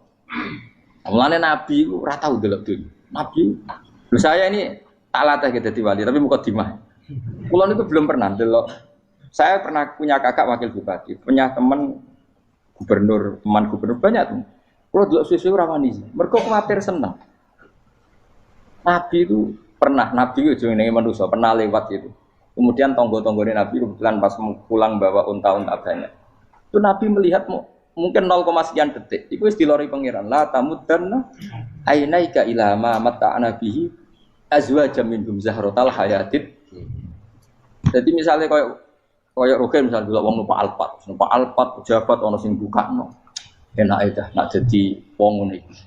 Kalimat itu direkam oleh Allah bahwa Mustafa pernah ngomong enake dadi wong iku numpak Alphard ono sing buka. Tapi kan tetap kirim. Sehingga nanti di akhirat kalimat itu direkam misalnya nanti ternyata yang numpak Alphard misalnya nyuwun sewu misalnya yang numpak Alphard tadi tetap di neraka, kamu ya ikut di neraka. Karena dia menikmati Alphard lali akhirat. Kue yang ngangen-ngangen kepengen seperti itu, maka poinnya sama. Kalau pun rokok bareng. Terus ada orang sujud di musola, melarat sujud. Kue gak pernah enak itu wong iku. Padahal sujud itu yang menjadi orang masuk surga. Terus kue ditakoki ning akhirat. Kue tahu angen-angen dadi wong sujud mboten nate. Tapi kue tahu angen-angen mewah nate. Yes, seneng kono kira-kira gitu. Lha iku latara undal pas kue roh ilmu yakin pas wae mlebu neraka. Iki mulane tak ajari dini kiat-kiat supaya kira mlebu. Makanya latih melihat dunia kok juga kesuwen. Misalnya di konco jadi pejabat. Kalau nanti di keluarga pejabat sampai sekarang pun saya sering punya teman. Mboten nanti kalau melihat bahwa dia pejabat. Karena saya takut dosa. Saya melihat dia seorang mukmin yang sujud, yang sholat. Saya bodoh sekali kalau melihat dia pejabat. Karena itu tidak ada artinya di akhirat. Saya sampai sekarang yang saya melihat presiden orang yang mukmin, sehingga saya harus hormat. Saya melihat bupati orang yang mukmin, sehingga saya harus hormat. Melihat sampean ini wong sing mukmin, malah gue jalalan barang ini sudah mukmin plus. Jadi rasa dikei kertu pinter gue jalalan. Jalalan gudul bisa gaya bisa. Gudul lu ora ono maknane. Oh anu kaangger wong iso maca kitab kok. Gundul. Jos lah. Jadi saya ulang lagi ya. Makanya saya itu nanti kalau sampean alim sudah kayak saya, itu pasti nggak kagum sama sahabat. Sahabat itu, apalagi Rasulullah ya tentu. Sahabat dulu aja yang gampang ditiru. Sayyidina Umar ketika ditusuk oleh siapa? Abu Lu'lu siapa? Al-Majusi. Abu Lu'lu itu seorang Majusi. Dan Umar itu orang pendendam. Dia orang pendendam. Tapi tentu karena dia orang baik, ya pendendamnya hal-hal yang baik. Coba kalau kamu ditusuk orang itu dendam enggak? Kira-kira sebagai manusia kan dendam. Itu tanyanya begini sama yang ya taruh sekarang orang dekatnya. Yang bunuh saya tadi siapa? Itu Abu Lulu Al-Majusi, Hulamul Muhirah. Dia budaknya Muhirah. Majusi, iya ya Umar. Dia sudah mau mati. Itu ngetikan gini, sama siapa alteknya? Alhamdulillahilladzi lam yaj'al maniyati biyadi rajulin sajadalaka sajdah yuhajuni biya yaumal qiyamah. Ya Allah, terima kasih sekali ya Allah. Engkau mentakdirkan saya dibunuh oleh orang yang enggak pernah sujud. Kalau saja dia pernah sujud, maka dia berhak menuntut saya dengan sujudnya untuk masuk surga. Artinya gini, kalau dia ditusuk orang yang pernah sujud, misalnya Sayyidina Umar kok ditusuk oleh Ruhin, kemudian Umar Ruhin masuk neraka, aku tetap pedih Gusti. Isowai sujudnya dia menjadikan enggak berhak masuk neraka. Artinya Umar sangat hormatnya pada sujud itu dia enggak berani. Jadi kira-kira kok Umar sujud kowe iku kira-kira rawani maksudno anak kowe mlebu neraka. Piye-piye di kekuatan sujud yang mempotensikan tetap dia masuk surga. Makanya dia seneng, dendamnya kesampaian. Syukurlah nek sing mateni aku ora tau sujud. Dadi tak patut nang neraka langsung gludeng ngene kira-kira gitu. Saking hormatnya ambek sing jenenge sujud. Tapi kita sekarang enggak. Rawong ning musala sujud, ya jan wong nganggur. Otak kita ini sudah PKI lah kamu. PKI halus. PKI yang tanpa kartu, paham? Makanya Allah kalau muji sujud, enggak sampean tak latih supaya baca Quran yang benar. Kayak apa Allah bikin Ka'bah? Kayak apa mulianya Ka'bah? Itu dibikin Allah untuk apa? Lil akifina wa satusai warrukais sujud, dan untuk orang-orang rukuk dan sujud. Ketika Allah menurunkan rezeki di bumi dan di langit, itu perhitungannya Allah mau sitok asli. Rabbana liyuqimus shalah faj'al afidatan minan nas tahwi ilaihim warzuqhum minas sama. Gusti, ben nak sujud ku kuat. Piye-piye menungso nak ramangan ra kuat. Nak is kuat dia tenaga yo ben sujud, liyuqimus shalah. Ketika Allah muji orang baik atau ibunal abidunal hamidunas saihuna satruse arraqiunas sajid. Yang rukuk yang sujud. Karena tadi ketika nanti Anda di akhirat, kenangan terbaik Anda di dunia itu hanya sujud. Liyane iku coba misalnya kene akhirat terus video disetel iki. Pas kongkoi-kongkoi ning perapatan. Bariku nglamunem disetel. Jadi pegawai negeri, ngayal gajinya sakmene, engko sakmene gue ayo, wan direkam kabeh. Oh ora sini wong. Terus tokoh idola sing duwe wae sing tumpakane Alfa di sekretaris saya. Iku mbok neng utekem iku berpuluh-puluh tahun. Dan itu jumlahnya poinnya misalnya 100.000. Bareng idola anu Kanjeng Nabi mau 10%, cuma gayanya mau coba sholawat, tapi sebetulnya agak tahu bayang ahli ini miskinan, Mbak Amit nih miskinan. Gayanya mau coba sholawat, tapi uteknya orang tahu pengen melarat koyok. Yes. Itu direkam. Makanya dari Habib-Habib sing alim-alim nih, almar umma aman ahabbaha datarhib batarhib. Kita ini kan sering dimotivasi mubalik. Mubalik itu kan saya naik dewi nang. Harus pokoknya seneng Nabi swarga. Dari Habib-Habib sing alim nak ngritik, masalahnya dawe mu almaru ma'aman ahabba. Wong dibarno wong sing diseneng. Apa kamu bisa menjamin seneng Nabi saudure seneng wong-wong itu? Jangan-jangan kita lebih berkeinginan seperti orang tertentu yang kaya raya, yang terkenal, yang hebat. Meskipun kowe oleh sana muni seneng Kanjeng Nabi. Jangan-jangan status cinta kita terbukti ke orang itu. Iya toh, misalnya gambarnya pasang neng kamar. Puas. Partai, uang, kuasa. Terus, kue nyumbang masjid nyuwun sewu mau 50.000. Tapi bareng nyumbang untuk kemenangan orang itu 10 juta. Nyebut uang itu satu hari 100 kali. Nyebut Nabi bedak sholat. Warung dihitung, dipoling mbak malaikat. Disurvei buat dipoling orang-orang pokoknya. Dengan cara begini status senangnya orang ini ke siapa? Ya, ono pengajian sholawatan nyumbang 50.000. Nanggo pemenangan. Harus sudah diundang kaya ala sholah melakukan ngenteni komat. Tapi nak diundang acara kampanye teko ngarep sedurunge 2 jam. Baru sekian di polling, terus kadar cintamu ke siapa coba? Dari sekian indikator misal cara polling. Jangan-jangan diputuskan lebih seneng ke itu. Ya sudah almarhum aman. Apa? Makanya kata orang-orang alim almarhum apa? Orang itu terserah disenengi. Masalahnya kita tidak ada jaminan lebih seneng Nabi. Ya orang jaminan ya saya aman misalnya. Hitung dewi-dewi, ra usah menang terus kok wedi dosa wis kadung dosa iku wis kadung. Makanya Sufyan Ats-Tsauri itu dadi wali ku mangsa murgo ibadah akeh mboten. Sufyan Ats-Tsauri gurunya Imam Syafi'i dadi wali ku sederhana. Sama tak ceritane orang-orang jadi wali dengan cara yang sederhana. Tapi kan niru copy paste ya, artinya ora apa ya KW lah. Kalau niru gak apa-apa tapi KW kebaikan. Sufyan Ats-Tsauri itu ditanya, kenapa kamu sedekat itu sama Allah dan Anda keramat? Jadi resepnya begini, saya itu belum pernah ke masjid nunggu adzan. Paling enggak setengah jam, 1 jam sebelum adzan itu saya sudah ada ke masjid. Ditanya, kenapa begitu? Ketoke kok kawula sing elek, moroe ngenteni diceluk. Terus ngerti nak wayahe yak ngono kok Allah nyeluk. Misalnya saya punya cah dalem atau saya punya karyawan, tiap jam 8 itu buka toko. Nah, bayangno itu sih. Saya punya karyawan tiap jam 8 tugasnya buka. Selalu buka tokonya ngenteni tak panggil. Rohen, toko buka. Siap. Tapi besok yang ngono lagi. Jam 8 buka. Siap. Tiap hari gitu. Kira-kira kendaraan karyawan itu goblok apa sopan? Kira-kira. Enggak jawab deh. Goblok kritik enggak usah gitu. Nah, Sufyan Ats-Tsauri tidak mau gitu. Wong wis ngerti nak Allah ya mono wayahe manggil. Jadi ya kerja malu ya ning kono. Dadi Allah ayala salam pun Gusti. Ayala salam pun teng mriki. Iku sudah dadi wali. Oh iku saya buat tiru tapi KW lho, gak masalah. Tapi ini kan resep no. Lho mangkel lo gak kira-kira. Ana karyawan tiap jam 8 kon buka toko. Selalu marane ngenteni di pagi. Jadi wali dulu tuh punya cara muamalah sama Allah tuh luar biasa. Ya ora usah mbok tiru terus kemen dadi wali wis ra iso kadung salah. Biasa wae. Aku lah nganti saiki ya biasa wae. Aku mau masjid ngenteni mek kumat ya biasa wae. Tapi aku kan iso dadi wali lewat jalur liya lah aku ya. Jalurku kan akeh. Mulang ya mari wali, sabar ning coba ya mari wali. Jane ana jalur fikir ya mari wali kan. Tapi kan loro, fikir loro.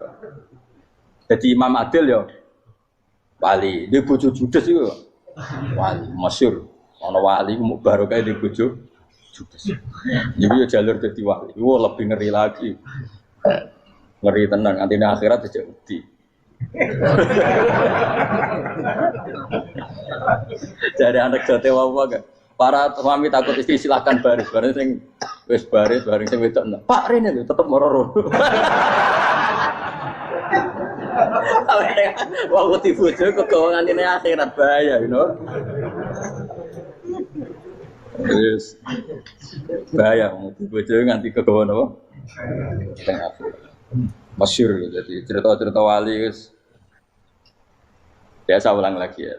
Latih, meskipun dari kecil latih. Makanya kamu tahu kenapa Quran itu kalau ngendikan sujud kayak gitu spesial.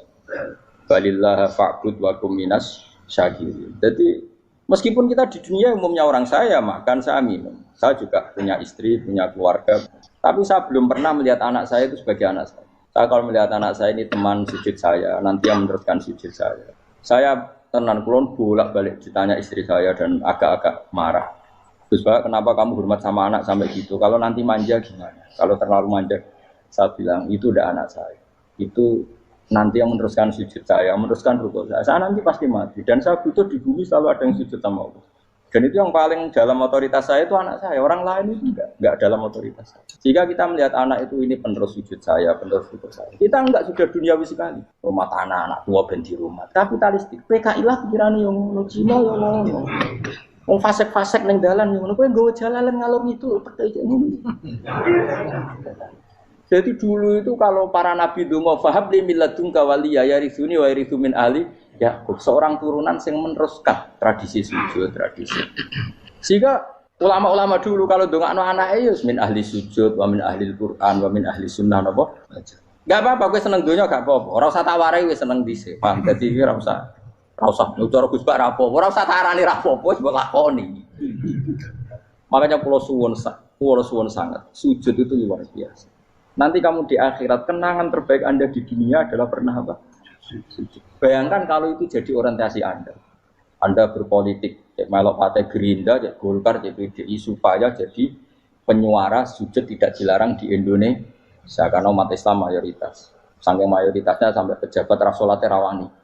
Beberapa pejabat rasolat bakal dipilih. Itu berarti kamu berpolitik niat bikin satu pressure supaya standar orang benar adalah sing nopo sujud itu ya benar. Kok yang kaya kerja biar bisa beli tanah untuk masjid, yang orang miskin ikut menopang supaya masjid itu berdiri. Semuanya orientasinya menuju apa?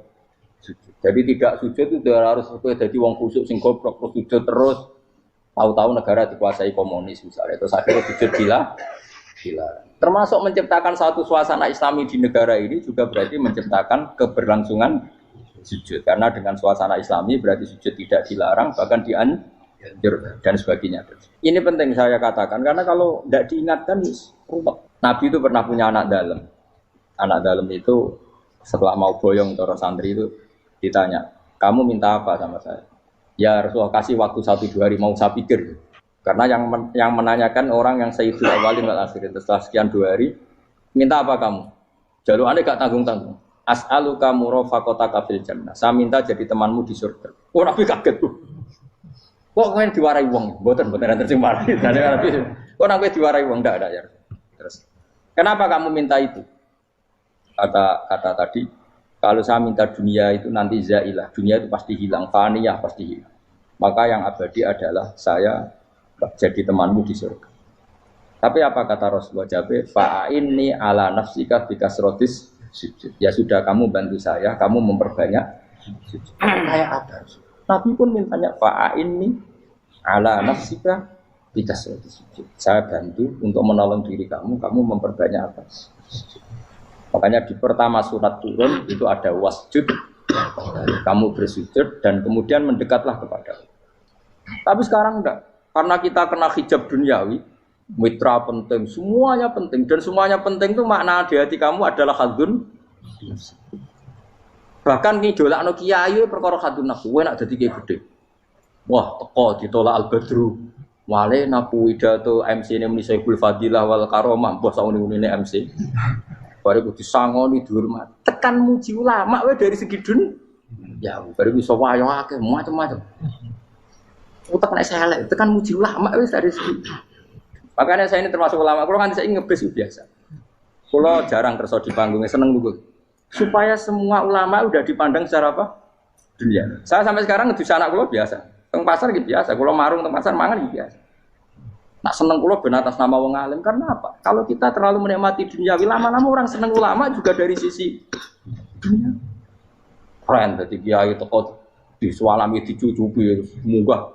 Ya enggak apa-apa itu enggak dosa sebenarnya, tapi takut saya elek-elek ini ngejolakno perkara dunia, show-nya itu lho.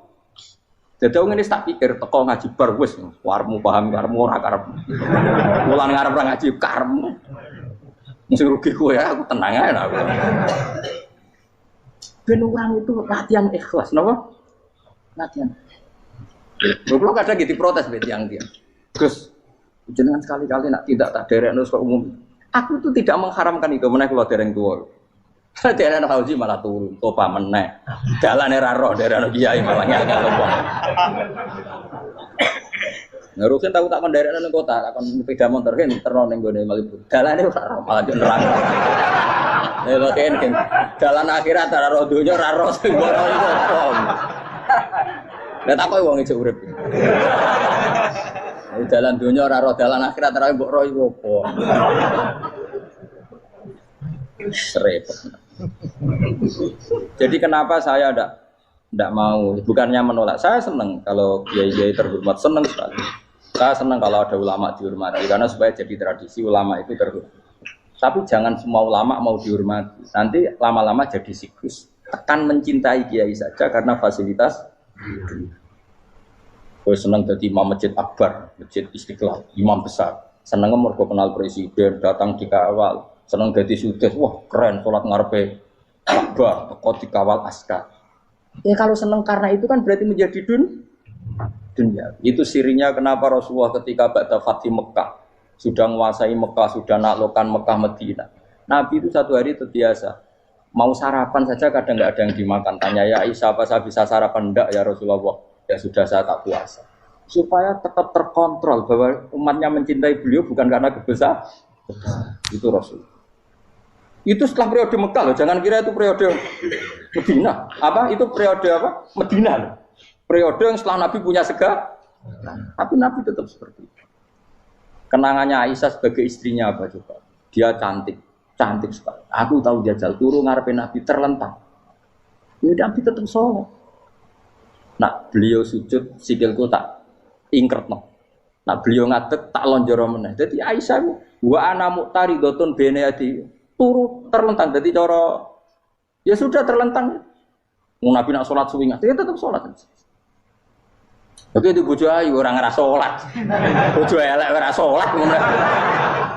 Bojo elek amen junub ngono. Kowe ora kena go contoh kasus itu wong kasus. Kowe di bojo ayu prawan turu karep pusito sholat ora bus misale lho. Pomone wong jegoten wae tambah over. Mustafa kalau orang nyek jegoten liyane ora usah tersibuk. Mergo nang nyek wong akeh dosa, nang nyek wong sitok ora. Misale dosa tak hitung mau ke sore. Aku nyek dosa sitok, mulang ganjarane 10. Cek susu piro? Cek surplus orang dagang cek. Cek badi. Iku enak adene ra ikhlas. Ra ikhlas aku yo ra ikhlas ilmuku, malah lara. Malah neraka ping 13 sebenarnya. Makanya ini dipikir ya, saya ulang lagi, harus dipikir secara matang-matang bahwa kita tidak boleh terlena oleh kehidupan dunia. Menjadi bodoh kan Anda minum teh, kemudian anak Anda jatuh di pinggir Anda. Paham? Nah, sekarang menyangkut mukjizat. Ini masih tentang ayat ini, nanti sampean tahu logikanya. Tak beda, tidak jawab satu-satu aja. Karena iman sarannya harus tahu. Fa'lam itu tak tahu. Fa'lam annahu la ilaha. Ketika sekarang telur, saya memberitahu misalnya, Gen, telur ini udah dipitik, cara kowe mungkin telur. Ayo jawab satu-satu. Mungkin kan? Tapi pertanyaannya, saat telur menjadi pitik kemudian mungkin, dan ayam ini bisa terbang, bisa selingkuh, bisa punya anak turun, itu menjadi mungkin itu kan kamu pun tidak ikut menciptakan. Ikut gak kamu menciptakan telur menjadi ayam? Tidak kan? Kan di luar kudroh kamu, di luar kemampuan kamu. Tapi kamu bilang itu mungkin. Ada onta yang buting, yang sudah hamil sudah. Kamu bilang nanti onta ini mau punya anak dan anaknya nanti bisa jalan seperti induknya. Kamu katakan apa? Mungkin. Tapi saat Anda katakan mungkin, Anda ikut menciptakan enggak? Enggak kan? Tetap itu kudrohnya Allah. Tetap itu. Maka para nabi itu tidak tahu bedanya antara onta yang keluar dari indukannya dan keluar dari batu. Itu syaratnya jadi nabi, syaratnya jadi wali. Nah, saya kira ono nabi. Makanya Nabi Soleh ditakoki, bukti nak kudrohe pangeran ubi. Lah kamu minta apa kata Nabi Soleh? Silahkan ada unta keluar dari batu itu. Nabi Soleh bisa. Dia tenan terus unta keluar dari batu. Terus kaumnya gawok. Wah kok hebat tenan unta metu kok batu. Jadi Nabi Soleh, ya padha karo unta lahir kok indukane. Bedane apa? Yo beda. Lah bedane apa? Metu kok watu kok ya ora melok gawe. Metu kok indukane ya kowe ora melok gawe. Bedane apa? Tapi utakmu kena hijab, kamu niku ono bedane. Cara nabi-nabi ora roh bedane. Lah kula termasuk warasatul anbiya ya ora roh bedane cara. Waras utek kula niku waras. Lho lha yo misale kowe cara iman seperti itu yakin dadi wali. Wes amatir-amatir lah wali swasta lah. Pokoknya sudah siap. Jadi manusia itu lucu, sesuatu yang dia pun tidak bisa. Iku sok bedakno. Kalau telur menjadi ayam mungkin. Sapi keluar dari indukan mungkin. Biji padi menjadi padi besar mungkin. Tapi nak watu kok jadi biji padi mukhal. Loh saat yang dikatakan mungkin-mungkin itu apakah manusia ikut memberi? Tidak kan? Ikut menciptakan? Harusnya kan tetap bilang, yo aku menyaksikan itu karena ada kekuatan X yang menciptakan itu. Harusnya dia kalau mau konsisten kan, saya tidak bisa menciptakan telur jadi ayam, tapi ada kekuatan lain yang menciptakan. Dan saya tidak bisa. Jadi telur keluar dari ayam ya kita tidak bisa menciptakan. Sapi keluar dari indukan ya kita tidak bisa menciptakan. Termasuk untanya Nabi Soleh yang keluar dari batu besar kita. Makanya semua Nabi itu tidak tahu bedanya. Itu bedanya Nabi dengan enggak Nabi. Makanya Nabi itu tenang ya, masyhur. Ketika perang Khandaq, Nabi itu kelaparan. Kemudian Jabir datang, ya Rasulullah, istri saya menyiapkan makanan untuk orang 6. Karena kambingnya hanya kecil. Maka hanya orang 6 saja yang kau boleh datang ke situ. Tapi Rasulullah dengan santainya ya ahlal Khandaq. Padahal yang ngeduk Khandaq itu sekitar 3.000 ya ahlal Khandaq. Halumu ilayya yuk ke Jabir karena Jabir sona atau aman bikin makanan untuk kalian. Itu 3.000 orang. Wah Jabir dimaki-maki sama sudah bilang untuk orang 6 nabi ya apa-apaan orang banyak itu mesti tidak cukup. Kita mana? Nabi santai. Bilang ke istri kamu Jabir jangan buka makanan itu kecuali ya pakai Nabi matur teng pengiran. Gusti ini cukupkan untuk orang banyak. Sama Allah di ACC ya terus cukup. Karena bagi Nabi, Nabi tahu betul. Sekarang ketika beras menjadi beras, apa dalam kudroh kamu? Dalam kemampuan kamu? Enggak kan? Ketika sistem tubuh kita makan kemudian jadi kenyang, apa dalam kemampuan kamu? Kue muni mangan maknane sego bolebokno mulut, terus kue darani punya kemampuan makan. Apa setelah itu kamu mengendalikan sistem saraf kita, sistem urat kita? Enggak kan? Jadi Nabi itu ora bedane, justru itu jadi Nabi. Karena dia enggak pernah terjebak, Nabi enggak pernah terjebak oleh yang pilih. Makanya cara pangeran wa ma min dabatin fil ardi wala ta'iri yatiru bi janahihi illa umamun amsalukum. Ketika orang kafir minta bukti kudrohe Allah iku apa? Kanjeng Nabi didono manuk. Lah manuk terbang bukti kudrohe Allah. Ya biasa mat manuk terbang, wis suwe nak manuk terbang. Bukti kudrohe ning ndi? Iku tekek wis emper. Lha bukti kudrohe ya kowe ora iso gawe kan? Tapi maksudnya wong kafir bukti kudrohe pangeran ku gawe unta kok watu. Lah bedane apa mau hale unta kok watu ambek kok indukane? Bedane apa jajan? Wong ibuke unta ya ngrasa gawe. Apa ibu unta bisa menciptakan anak-anak unta? Kan tidak bisa juga.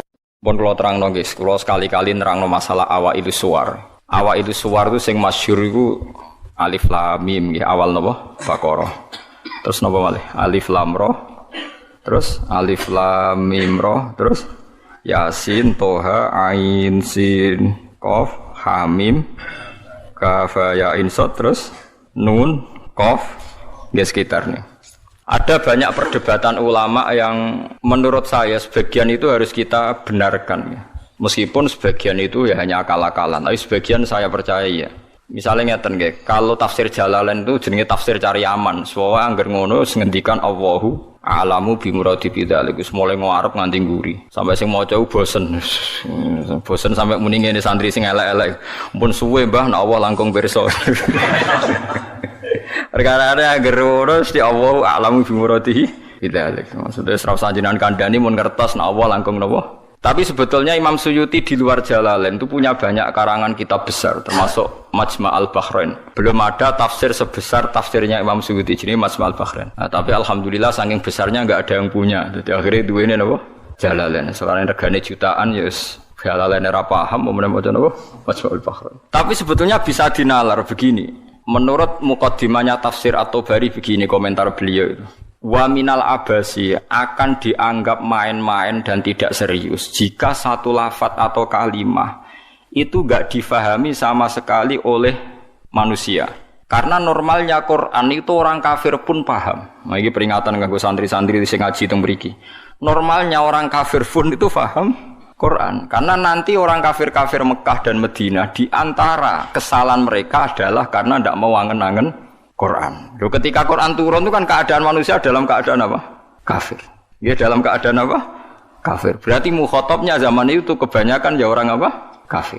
Jika Quran itu asumsinya bisa difahami orang kafir karena pakai bahasa Arab dan mukhatabnya orang Arab, maka harus ada maknanya di luar makna murad. Ya, harus ada maknanya meskipun di luar makna murad, makna yang dikehendaki. Itu kula cocok. Nggih niki mun niat ngaji Quran ya jenengan kudu siap mikir serius. Aja men arep-arep janji swarga ancaman apa neraka. Contone ngeten nggih. Kula contohno sing real teng kene hadis-hadis sahih. Walid niku musuh besare Nabi. Umar bin Khattab zaman niku nggih musuh besare sinten? Kanjeng Nabi. Terus ada Abu Lahab, ada Abu Jahal. Yang paling terkenal sastrawan Walid bin Mughirah, bapake Khalid. Dadi Khalid bin Walid bin Mughirah. Nah Abu Jahal jenenge Amr bin Hisham, lakopane Abdul Hakam bin sinten bin Hisham. Ya mbake min Bani Makhzum. Niku ketika dengar Quran, niku komentare Walid ma huwa bikalamil bashar. Ndak mungkin omongan manusia seurut itu. Sehingga Walid ketika disewa para penggede Quraisy untuk mendiskreditkan Quran dan menandingi apa yang dibawa Muhammad berupa Quran, Walid setelah mendengarkan Rasulullah dan dia tetap tidak iman tapi tetap komentar ma huwa bikalamil bashar, bahwa Quran itu tidak mungkin omongan Allah manusia atau karangan manusia. Sampai jadi asbabun nuzul innahu fakkar wa qaddar faqutila kaifa qaddar summa qutila kaifa qaddar summa nazar napa summa nazar. Kemudian Walid itu berpikir enake ngomentari Quran iku apa ya summa nazar. Bareng dipikir-pikir enake piye ngomentari Quran nazar maknane mikir. Summa nazar bareng dipikir-pikir gak tok summa abasa wa basar. Abasa ku merenggut ora enak kabeh ngomentari omongane Muhammad urwebot. Diarani omongane menungso aku luwih pinter iso nandingi. Nak tak arani wahyu ordere harus bilang itu ndak wahyu. Ordernya saya harus komentar itu ndak wahyu. Summa nazar summa abasa wa basar. Akhirnya sesuai ordernya. Summa tawalla napa? Wastakbar terus faqala in hadza illa sihrun yusar. Wa isibulane dekne terus tawalla niku mengo wastakbaru sombong. Akhirnya dekne ngomentari in hadza illa sihrun yusar. In hadza illa qaulul bashar. Pertanyaannya seperti ini, kalau dari awal Quran itu salah menurut tatanan bahasa Arab, tentu mereka menyaingi itu gampang. Nyatanya ndak. Walhasil akhirnya mereka itu sampai nyewa wong sing ahli ngarang sastra, Nathar. Itu sewa larang-larang itu jenenge Musailimah. Untuk sing maca Musailamah, sing maca napa Musailimah. Bareng disewa ken nandingi beberapa ayat, iku mau iso sajake bener. tapi tanpa kualitas makna. Ini sajake bener tapi tanpa kualitas nopo makna. Nek tengene Quran kan wadzariyati dzarwa fal hamilati wa wikra fal jariyati isra fal muqassimati wa amra misalnya kan urut itu. Sama-sama roh akhirnya dan ada kualitas makna napa wadzariyati dzarwa fal hamilati saterusé. Dene ora mau cerita wattokhinati tokhna demi perempuan sing nutu gabah wal khobizati khobza bariku terus gawe roti. Soe wes bareng ordere nyaingi alam nasroh laka sodrok ndekne ngarang ad-difta umat difta wa ma adraka bad-difta. Orang bener. Terus ordere meneh kon nyaingi alam taro kaifa fa'ala rabbuka biasa bil fil. Ndekne nggih karangan al filu mal fil wa ma adraka mal fil lahu khurtumun tawil wa dhailuhu qasir. Dadi kowe roh penggane wong wedok iku tukang nutu gandum. Bariku terus gawe napa roti. Kowe roh kodhok iku apa? Mergo pokoke butuhe iku akhire iku ad-difta utawa matifta. Kon nyanyi alam nasroh laka sadr. Suwe-suwe wali tu muni ngene Abu Jahal barang. Kowe ku luwih stres timbang Muhammad. Muhammad stres iku Qur'ane iku isih apik ana maknane iku ora ana maknane. Mulane mangkel Musailimah iku mangkel ambek Abu Jahal mergo diorder tenan-tenan jebule dibalekno. Perkarane dianggap luwih gak napa? Gak mutu. Mulane Quran wani nantang kul fa'tu bi asyri suwarim mislihi napa muftariyat. Sebagian ayat kul fa'tu bi suratim mim misli. Nak sak surat ra iso ya 10 wae bi asyri suwarim mislihi muftariyatin. Nak dhewean ra iso ora apa-apa wad'u manis tatatum min dunillah. Nak ra iso dhewean ya ngajak bola. Mane kiai ku kudu kuat Kang. Kiai ape disantet kok wedi. Adate nabi ku wani nantang. Mane wong kiai kok disantet wedi urung pati napa? Kiai. Pomane cek ndonga wedi niku ora pati kiai. Wis biasa mawon nek disantet nak mandi ya mandi, nak ora ya wis anggap ae nak mandi bebasno kok utang nak ber. Oh repot. Kulo riyen anyaran kiai sering dilengno kiai-kiai Gus biasane kiai pertama dijajal Gus disantet. Lah terus piye? Kedah maca ngeten-ngeten. Moh sini-sini wong. Ben ana bedane aku gawa Quran be ora dadi aku ora tau ndonga tolak napa santet. Padha-padha pangeran mata ini aduk dukun santai lha apa matene aku. Nah, sehingga kata Imam Tobari ada beberapa riwayat dari Ibnu Abbas. Kira-kira begini, misalnya tosin atau hamim atau apa saja. Kira-kira begini kalau dalam dialek. Bahwa Quran ini terdiri dari bahasa Arab. Misalnya abatasa atau ABCD. Jadi kalau kita mau memberi penjelasan sama masyarakat atau sama murid, biasanya kan cerita, kalian harus menguasai huruf-huruf ini. Misalnya ABC. ABC itu kata-kata yang mewakili semua jumlah huruf A, B, C, D, E dan sebagainya. Begitu juga kalau kita bilang mau ngajari anak-anak huruf hijaiyah, kita akan bilang kamu sebelum bisa baca Quran harus menguasai abatasa. Misalnya kalau dalam orang Quran, kamu sebelum menguasai tajwid jazariyah atau tajwid apa-apa, kamu harus menguasai babi bubab apa? Babi bubab baban. Terus kok yang ngono-ngono iku. Ya kira-kira seperti itu gambarannya itu. Jadi satu sandi, 1-2 huruf disebut untuk mewakili sekian majmu', sekian sekumpulan huruf. Paham sih kalau maksudnya? Jadi seperti itu, tidak mungkin terus sama sekali bebas makna. Tapi tidak ada makna al-murad, artinya tidak ada makna al-murad terus tosin itu to iku piye, sin piye terus dadi dukun haikal ditulis. Lah iku dukun Kang, ampun ngoten niku pun. Paham sih kalau maksudnya? Artinya secara lughat itu iso dinalar. Kalau kita mau belajar huruf hijaiyah, kita akan bilang belajar abatasa saja. Kalau belajar tajwid misalnya kamu harus belajar babi bubab, tati tutat dan sebagainya. Kira-kira seperti itu. Karena Allah Ta'ala itu mengkritik orang kafir karena tidak mau angen-angen maknane Quran. Lagi sing tamparan bagi kita. Lah kalau sampean tanya apa orang kafir bisa paham Quran Gus? Sangat bisa. Kita punya cerita banyak orang kafir yang masuk Islam karena dibacakan Quran. Sing masyhur itu Umar. Sinten? Umar. Umar itu ketemu ning dalan mau membunuh Nabi Muhammad. Ketemu kancane dinyek lha apa mateni Muhammad. Dulurem dhewe saiki katut Muhammad diparani.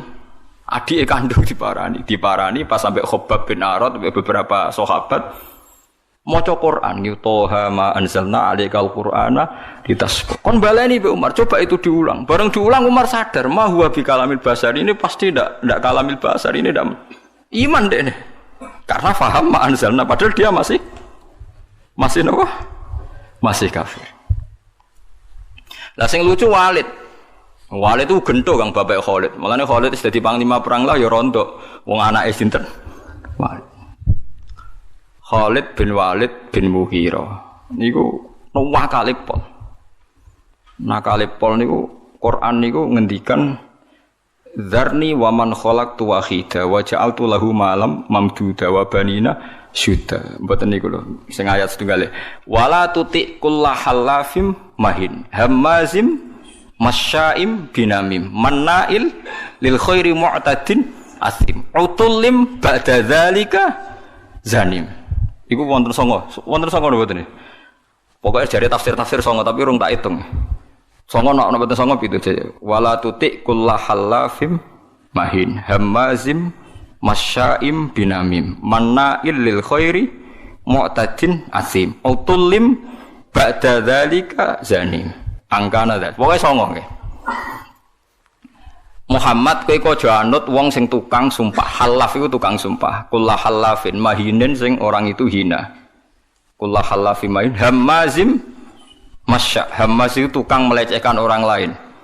Masyain yang sering berjalan dengan membawa adu-adu. Wae tukang fitnah. Masyaim binamim. Manna'il lil khairi, tukang menghalang-halangi kebaikan. Mu'tadin terus meliwati batas. Athimin banyak. Anjen Quran itu hebat tenan. Wong nyifati wong ora usah awaluha wa akhiru. Nak cara fikih ngarang kitab kan al awal asani asalis arabi atau awaluha asaniha.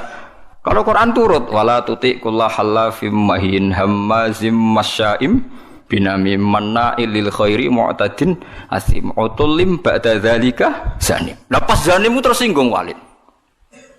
Miso-miso dene. Parani mboke diparani, mbok iku ibu. Bu, Muhammad tuh nyifati aku songo itu bener kabeh. Aku yo paham. Pancen aku wong kurang ajar. Aku iku tukang sumpah, tukang kurang ajar, tukang adu-adu. Bener kabeh. Kecuali sitok. Yaiku Muhammad nyifati aku iku zanim, tukang ngaku-ngaku nasab.